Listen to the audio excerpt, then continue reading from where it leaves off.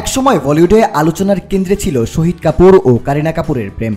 2004 সালে ফিদা ছবির সেটে তাদের পরিচয়, তারপর গড়ে ওঠে গভীর সম্পর্ক। জব উই মিট, 36, চায়নাটাউন, চুপচুপকের মতো ছবিতে একসঙ্গে কাজ করতে করতে আরও কাছাকাছি আসেন তারা। শহীদের জন্য নিরামিষাশী পর্যন্ত হয়ে যান কারিনা। শহীদের কথাতেই রাজি হন জব উই মেট এ অভিনয় করতে, যা পরবর্তীতে হয় সুপারহিট।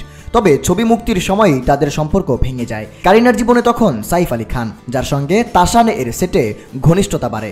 শহীদের সঙ্গে বিচ্ছেদের আসল কারণ কেউ কখনো প্রকাশ করেননি। কারিনা পরে বলেন, জব উই মেট বদলে দিয়েছিল ক্যারিয়ার, আর তাসান বদলে দিয়েছে জীবন। শোনা যায় শহীদকে লুকিয়ে সাইফের সঙ্গে সম্পর্কে জড়ান কারিনা, যা জানার পর শহীদ সম্পর্ক থেকে সরে আসেন। বিচ্ছেদের পর ও তিক্ততা ভুলে উড়তা পাঞ্জাব এ একসঙ্গে কাজ করছেন তারা। এ সময় বদলেছে সম্পর্কের রসায়নও। শাহরিয়ার শুভ, নিউজ ডেস্ক, জনসংবাদ।